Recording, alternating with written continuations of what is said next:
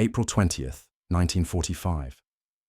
50 feet beneath the rubble-strewn streets of Berlin, in a concrete tomb that had become his final refuge, Adolf Hitler emerged from his underground bunker for the last time.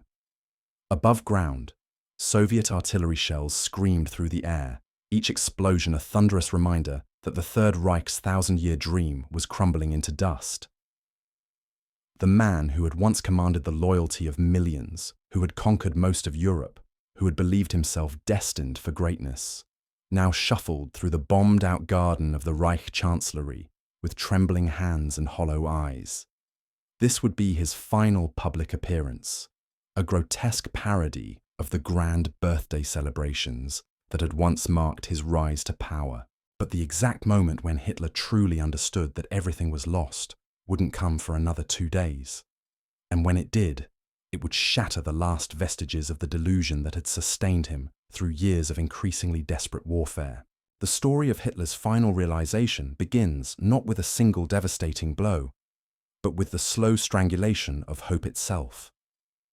By April 1945, the military situation had become mathematically impossible to ignore, yet Hitler continued to cling to fantasies of miraculous salvation. He spoke of wonder weapons that existed only in his imagination. He moved phantom divisions across maps like a chess player refusing to acknowledge checkmate. He issued orders to armies that had ceased to exist weeks earlier. The gap between Hitler's perception of reality and actual reality had widened into an unbridgeable chasm. The Führerbunker had become more than Hitler's headquarters. It had become his prison, his fortress, and ultimately his tomb. The complex, constructed in stages between 1936 and 1944, consisted of 2 connected shelters buried deep beneath the Reich Chancellery. The lower bunker, where Hitler had taken residence on January 16th, housed him alongside Eva Braun and a dwindling circle of loyal subordinates. But loyalty, as Hitler would soon discover, had its limits when survival was at stake. The physical conditions in the bunker reflected the deteriorating state of the Reich itself. Built below the water table, the concrete walls wept constantly with moisture. Pumps ran around the clock to prevent flooding, their mechanical groaning a constant reminder of the forces pressing in from all sides. A diesel generator provided unreliable electricity, casting harsh shadows that danced across the faces of increasingly desperate men. The air was thick with cigarette smoke, fear, and the acrid smell of explosives from the world above. This was not the grand headquarters of a victorious empire, but the last refuge of a collapsing regime. In this suffocating environment, Hitler's daily routine had become a mockery of leadership. Each morning brought briefings filled with increasingly fabricated reports.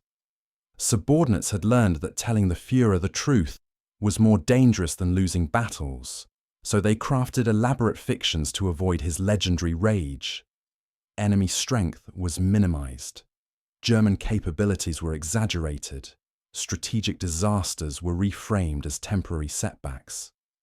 Hitler, desperate to believe these comfortable lies, accepted them eagerly.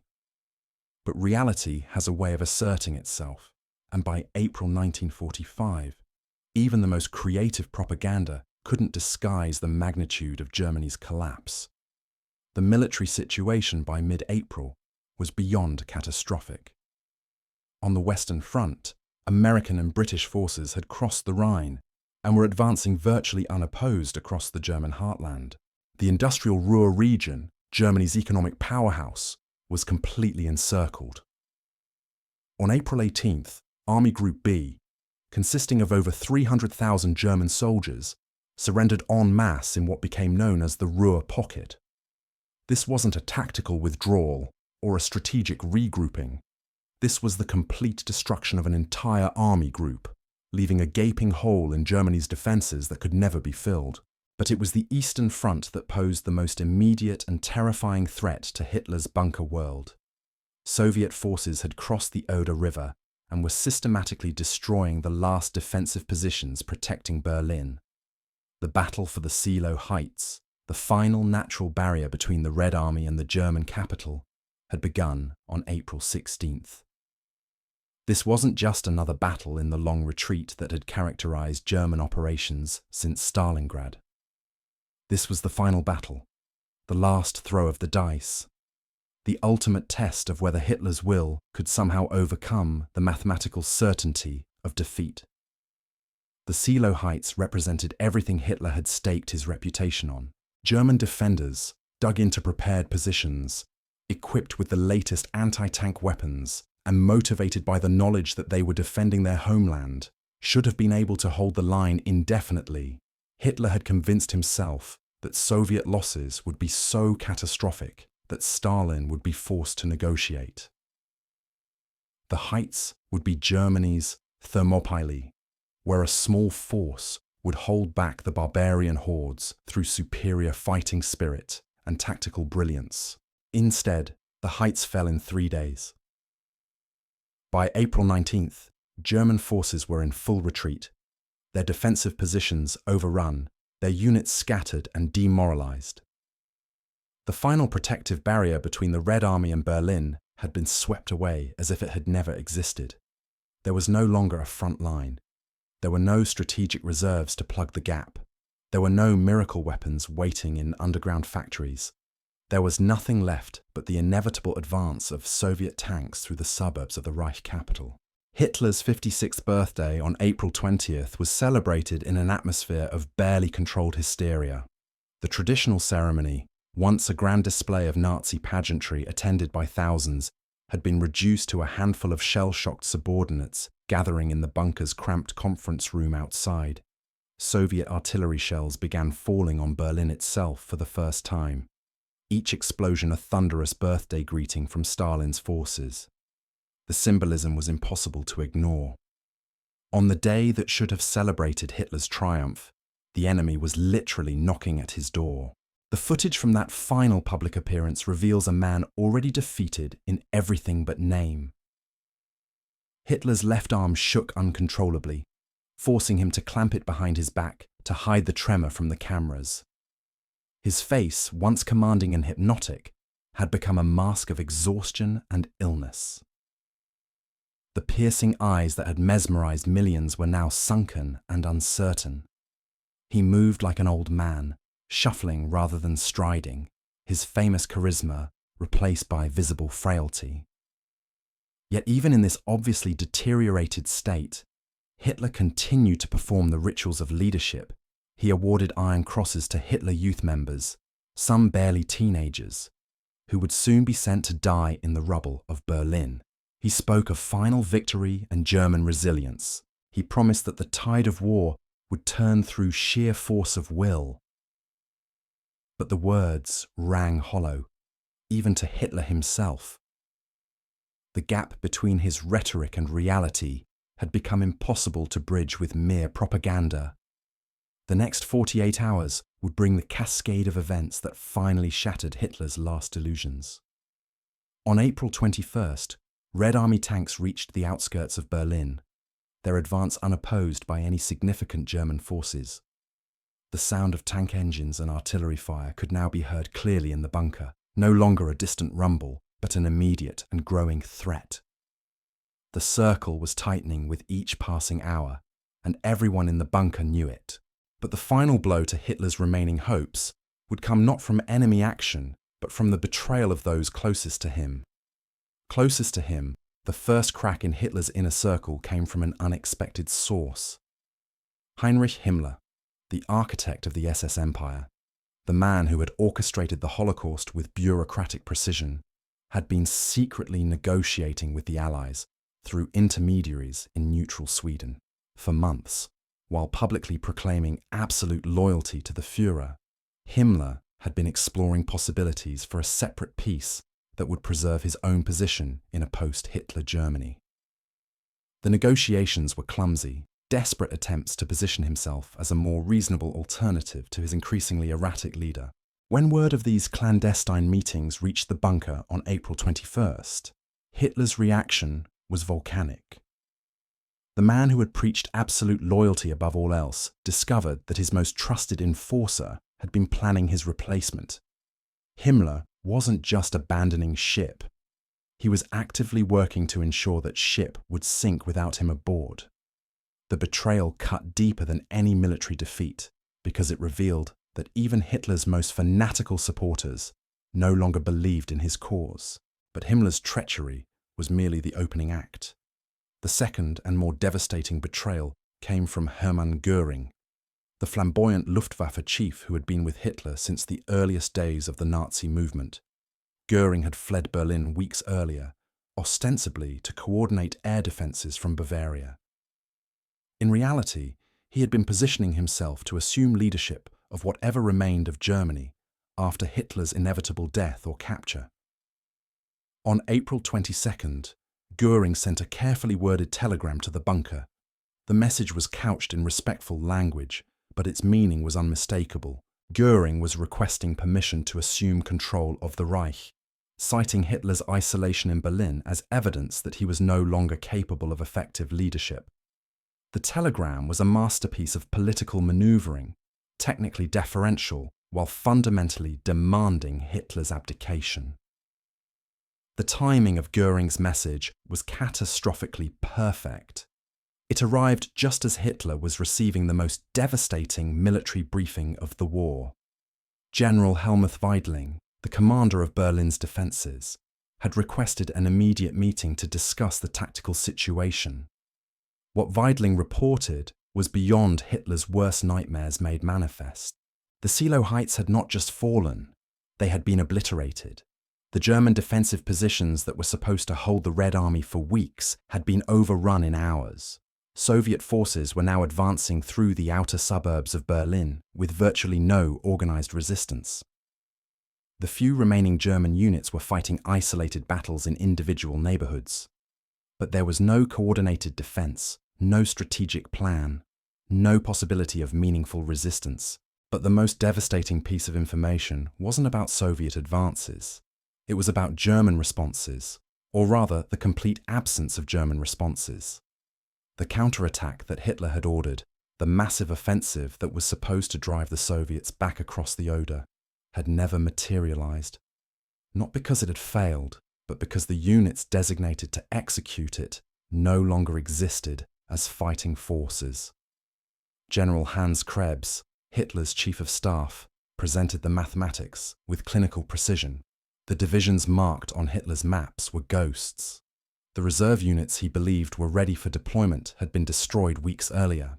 The reinforcements he expected from other fronts couldn't arrive because the transportation networks had been bombed into uselessness.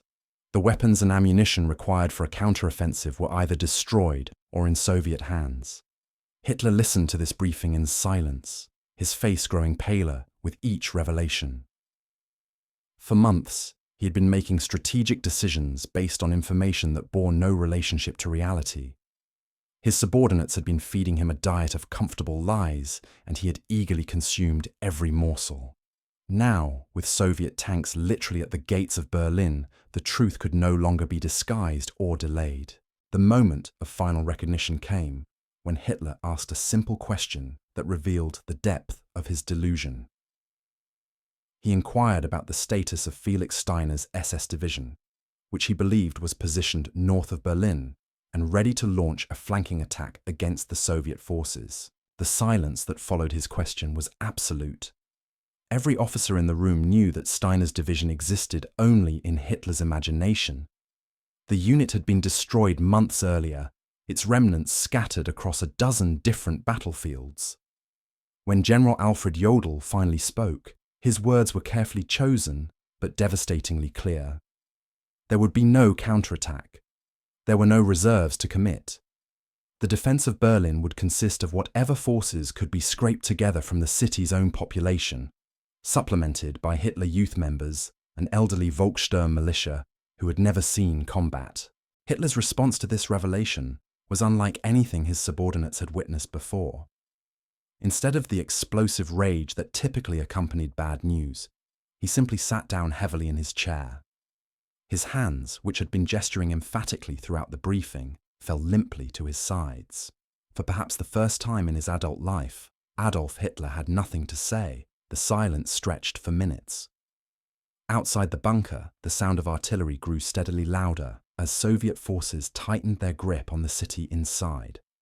The assembled officers waited for orders that would never come, for a miracle that would never materialize, for a leader who had finally run out of lies to tell himself. When Hitler finally spoke, his voice was barely above a whisper. He acknowledged what everyone in the room had known for months, but had been afraid to say. The war was lost. The Reich was finished. The dream of German dominance had died in the rubble of Berlin. Everything he had worked for, everything he had promised, everything he had staked his reputation on, had crumbled into ash and ruin. This was the exact moment when Hitler knew it was over. Not when the Allies crossed the Rhine, not when Berlin came under siege, not even when Soviet shells began falling on his birthday celebration. The moment came when he finally accepted that his own generals had been lying to him for months, that his military situation was hopeless, and that even his closest associates were actively planning for a world without him. The psychological impact was immediate and total. Hitler aged years in minutes, his posture collapsing, his voice losing its hypnotic power, his eyes losing their fierce intensity. The man who had once commanded millions with his presence became a broken figure, mumbling about betrayal and ingratitude. But even in this moment of final recognition, Hitler's mind couldn't fully accept the implications of what he had just acknowledged. The psychological mechanisms that had sustained him through years of increasingly desperate warfare kicked in one final time. Within hours of admitting defeat, he was already constructing new fantasies, new explanations that would preserve some fragment of his self-image. The German people had failed him, he declared to anyone willing to listen. The generals had betrayed him through their incompetence and cowardice. The soldiers had abandoned their posts when victory was within reach. Even the Nazi Party faithful had revealed themselves as opportunists and weaklings. In Hitler's revised version of events, he remained the visionary leader whose brilliant strategies had been undermined by the moral failures of everyone around him. This psychological retreat into blame and recrimination revealed something profound about Hitler's character. Even when confronted with mathematical proof of his strategic failures, even when surrounded by the physical evidence of his regime's collapse, he couldn't acknowledge that his decisions had led directly to this catastrophe. The man who had demanded absolute responsibility from others proved incapable of accepting responsibility for himself. The atmosphere in the bunker shifted dramatically after Hitler's admission of defeat. The pretense of normal military operations evaporated overnight. Staff members who had maintained rigid discipline for years began drinking heavily from the Reich Chancellery's extensive wine cellars. Officers who had followed orders without question started making private arrangements for their own survival. The facade of loyalty that had held the Nazi hierarchy together dissolved as quickly as it had been constructed. Martin Bormann, Hitler's private secretary and gatekeeper, became the de facto ruler of this underground kingdom of the damned. With Hitler increasingly withdrawn and unpredictable, Bormann controlled access to the Führer and filtered information according to his own agenda. He encouraged the atmosphere of hedonistic desperation that had taken hold, perhaps calculating that chaos would mask his own preparations for escape. The man who had spent years accumulating power through bureaucratic manipulation now presided over the final dissolution of the regime he had helped create. The wedding ceremony on April 29th represented the ultimate expression of Hitler's disconnection from reality. While Soviet forces fought house to house through Berlin's streets, while his remaining subordinates planned their escapes or suicides, Hitler focused his attention on a midnight marriage to Eva Braun that served no practical purpose whatsoever. The ceremony itself was surreal, conducted by a bewildered Berlin magistrate who had been summoned to the bunker without explanation. Eva Braun's decision to remain with Hitler until the end puzzled many of those who witnessed it. She had no political role, no military responsibility, no ideological commitment that required her presence in the bunker. Yet she chose to tie her fate to that of a man who was clearly planning his own death. Her loyalty, unlike that of Hitler's political associates, appeared genuine rather than calculated. In the final analysis, the woman with the least reason to stay proved more faithful than the men who had built their careers on Nazi ideology. The final hours in the bunker played out like a grotesque parody of normal life. Hitler continued to hold military briefings, even though there were no longer any military units to brief. He issued orders to armies that existed only on outdated maps. He discussed post-war reconstruction plans for a Reich that would cease to exist within days.